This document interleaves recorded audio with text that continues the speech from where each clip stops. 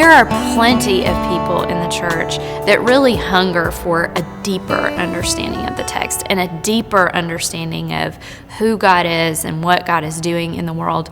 But, they're busy. I mean, they have full-time jobs and they have families, and it's not necessarily they don't have the time, and maybe they don't have access to the resources to kind of filter through all that information and really think about things from that sort of deep theological standpoint. And so I think they really do value the seminary education that their pastors received, because that plays out in preaching, in worship, in education within the church. There are Sunday school classes and there are programs that can really delve into that deep level that they're desiring.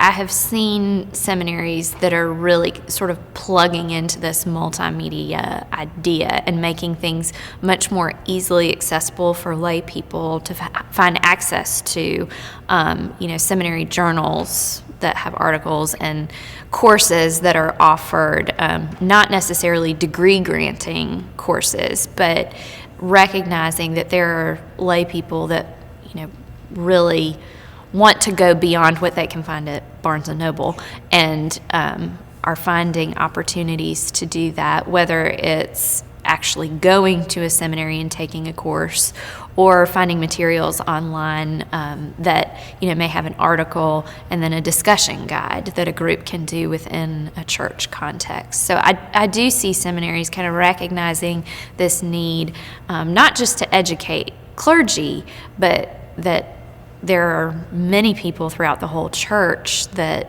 they want some of that. They want to know what's going on there and find out how it's relevant to their lives. I did not graduate from seminary that long ago, and I have already seen a shift in the ethos of how we are talking about call and what the expectation is for people who are leaving seminary and taking calls within the church. And I definitely think within our CPMs and our institutions, there's no longer the assumption that you can just leave and become an associate in an urban, healthy, thriving congregation. I would say very few people assume that that's what they're going to do when they leave. I think where we're all trying to find our footing right now is, so what are you going to do then? If you're going to serve God's church, but it's not going to look like this, what is it going to look like? And I can see how seminaries are really trying to push students. I know there are more and more opportunities for internships becoming available that are not in traditional contexts. And seminaries are finding the people who are the entrepreneurs and the movers and the shakers and the creative, imaginative types, and telling students, this is what you need to be looking at. This is the future. Stressing to them that you need to think about being bivocational, because you may not always have a full-time job in ministry, but that doesn't mean that you shouldn't be serving the church. And that doesn't limit you from serving the church just because you can't do it full-time.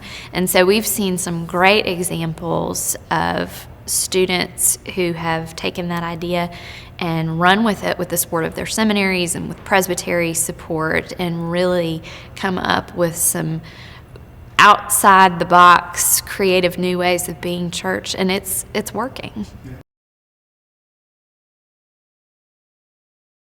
So the way I see it is, the more the church can support an individual on the front end and make sure that that person does not have a load of debt following them into their first call, the freer that person is to really do what they've been called to do.